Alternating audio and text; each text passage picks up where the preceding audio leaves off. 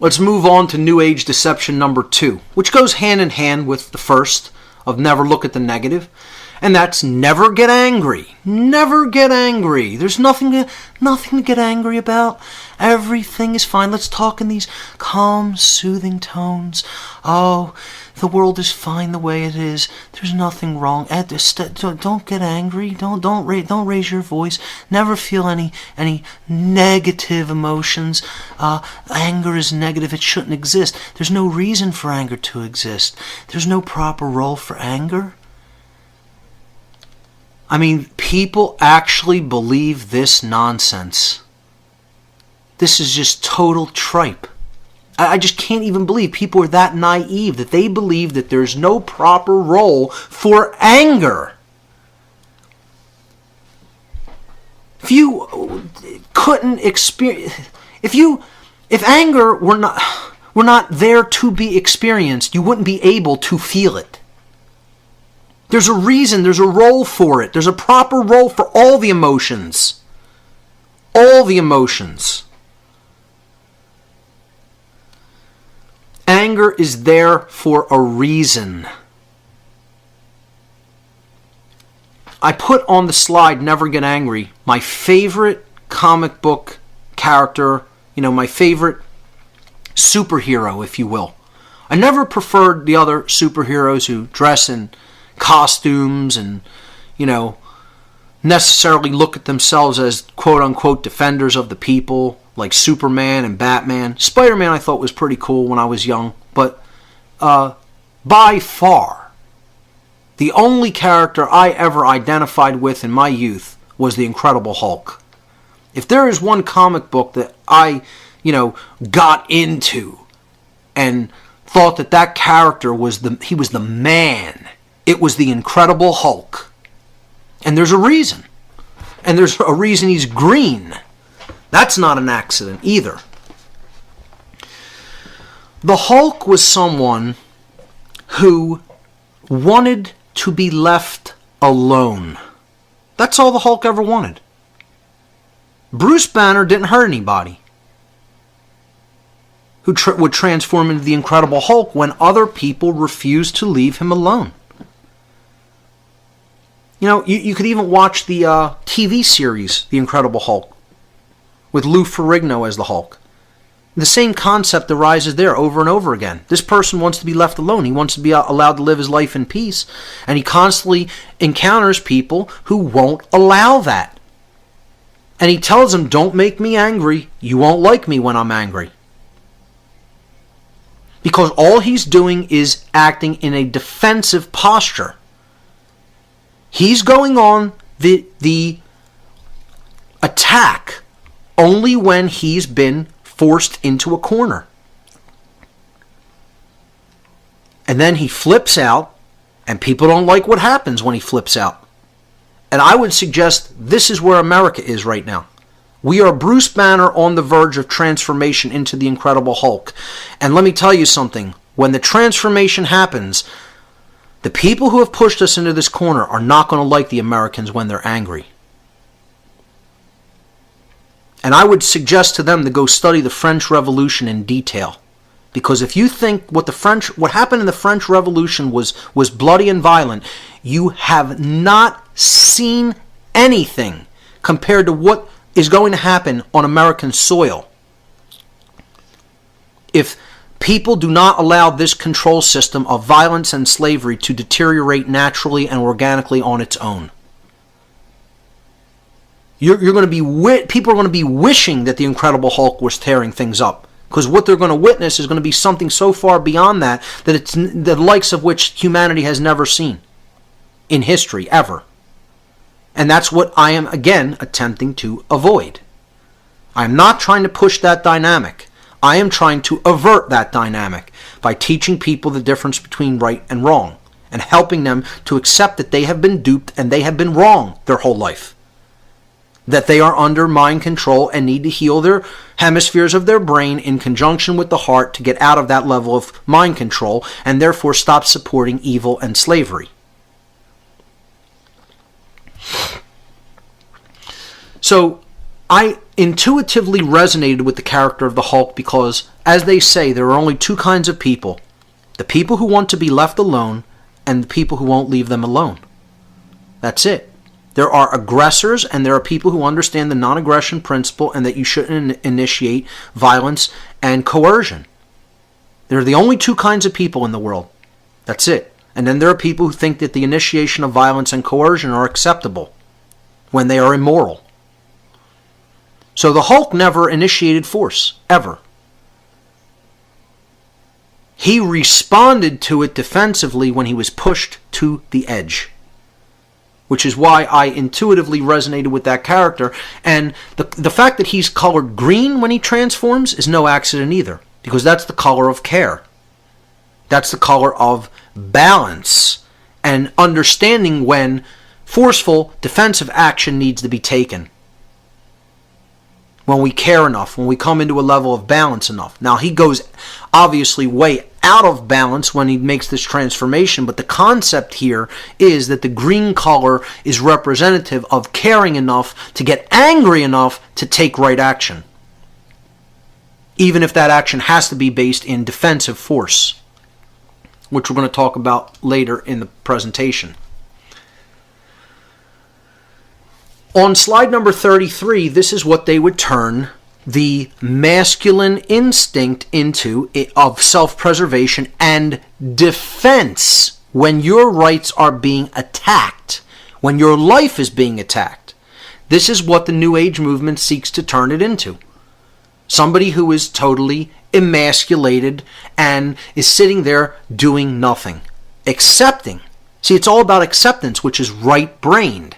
It's never about action. This is a theme that you'll see over and over and over and over again in the New Age movement. Always accept, never act. Think and feel, maybe think, definitely feel. Emotions are played heavily upon because that's right brain in balance. The limbic system rules, so you become governed by the emotions. You're not really truly thinking at a higher order, at a higher function with the neocortex, and you're certainly not taking action. So this takes away the instinct for self-preservation and the preservation of one's rights, making you a willing slave that will sit there when violence is being done to you. And I would suggest this is what protests are all about too. People sitting there when violence is being done to them, not acting back. It's also a testimony, though, to how far people are willing to let themselves be pushed because they don't want forceful confrontation. But at some point when you're being beaten with weapons and weapons of war are being unleashed upon you and you're sitting there doing nothing, you're engaged in a wrongdoing. And I would suggest to you that the original founders of this country waged the first Revolutionary War for far less than what's going on today. The police abuses and brutality are even less than what the founders said was the straw that broke the camel's back and it led to Lexington and Concord. I would suggest we are under deeper oppression, far worse oppression now, through the kinds of taxation that are going on, through the kinds of prohibition that's going on, through the kinds of usurpation of rights and free speech and police brutality and the complete and utter immoral uses of the military in this country. This country is a moral disgrace. A disgrace. There is no grace here. The grace of the Creator is gone from this country because we abandon His law, its law, that force's law, whatever you want to call it, her law. We're not living according to the laws of the Creator. We're not living according to morality. We don't know the first thing about morality in this country, and that's why we're going and are already in the cage. So, to tell people that you need to become some milquetoast, roll over when he's kicked dog that takes whatever abuse that is dished out to him by people who think that they're your owners is total bullshit. So let's correct this New Age deception number 2. and understand what is the real role of anger. How is anger properly used? New Age correction number 2 on slide number 35 now. I have a picture of a bully or a fight happening in a school environment in front of lockers. While non-righteous and unchallenged anger, and we see so much of that in our youth, anger is present, but it's not properly channeled. This is more of what they want. They want people angry, but not angry over the right reasons. Angry because, you started this rumor about me. Infighting. Anger about, I have a different political ideology or a different religion than you. Angry because I don't like the way you look or how you talk or whatever. People aren't angry over the right reasons. They're angry over nonsense. Over things that make absolutely no sense and are just there to divide people. So while non-righteous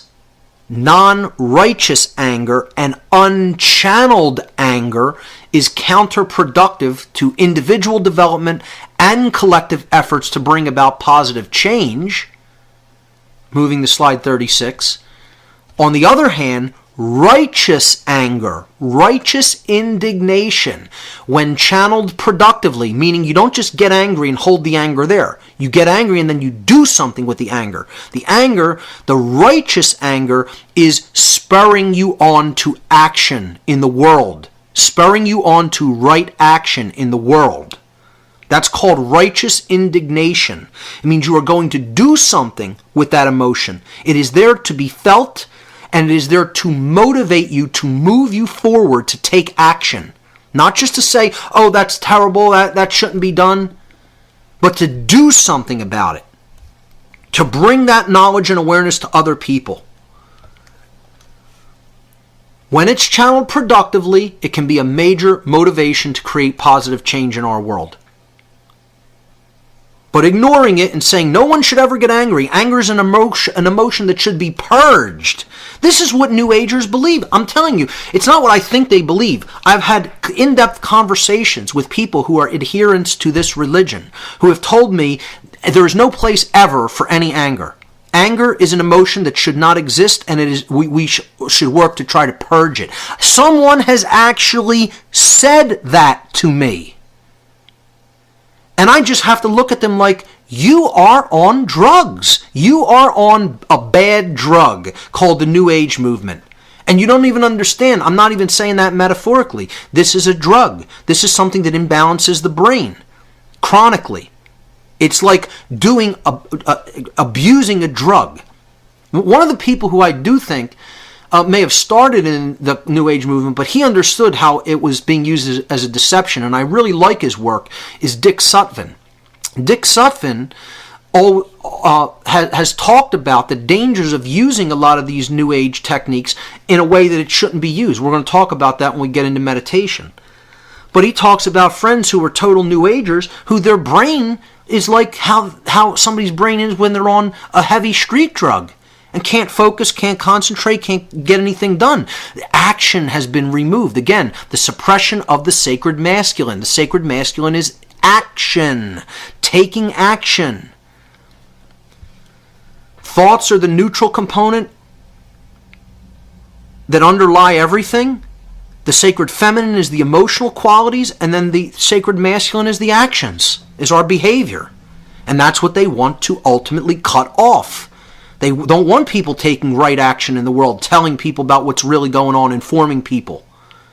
They want you calm, and they want you sedated, non-active, sitting there doing nothing.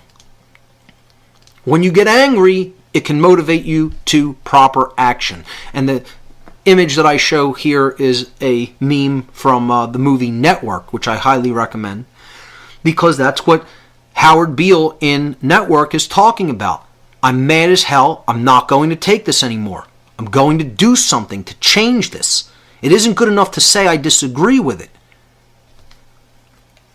Thought and emotion give rise to action. If they're not giving rise to action, you're not doing the proper things with your thoughts and your emotions.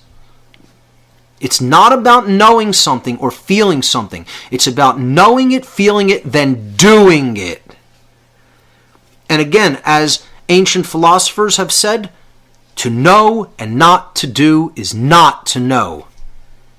If you claim to know something and you're not actually acting on that, you're not actually doing something with that knowledge, you don't really know it. You haven't really deeply integrated it. You don't know. You're just saying that you know. And that's what so many people in the New Age movement are. People who say that they know, they don't do, and therefore they don't really know.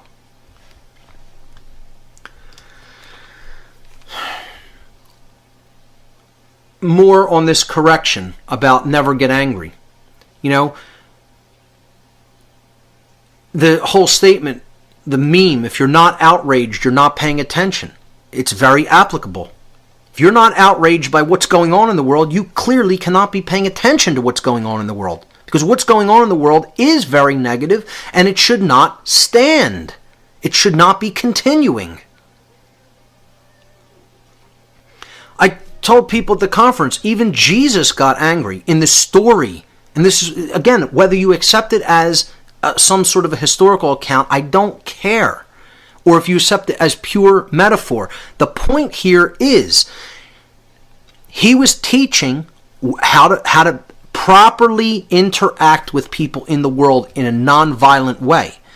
But when people were robbing people, which is what the temple money changers were doing, they were defrauding people by creating a monopoly, like the Federal Reserve, and defrauding people of their savings and earnings by charging them inordinate amounts of money on temple coins, so that they were cleaning up at the expense of everybody else around them, because they just didn't give a shit about anybody but themselves. Well, Jesus didn't just stand there and say, oh, okay, I can't get angry about that. I'm not going to do anything. I'm not going to point this out. I'm not going to make a big, confrontation over this. No, he didn't say that. He recognized wrongdoing when it was happening, and he took out the switch and whipped their asses. Because they had no right to do what they were doing. They were morally wrong and should be put in their place. Not put up on a pedestal and say you're the untouchables and nothing can happen to you as a result of your fraud, your theft, your lies. It's the same thing going on today, ladies and gentlemen. And that's why that's what it's about. It's a metaphor for the human condition, what's still going on.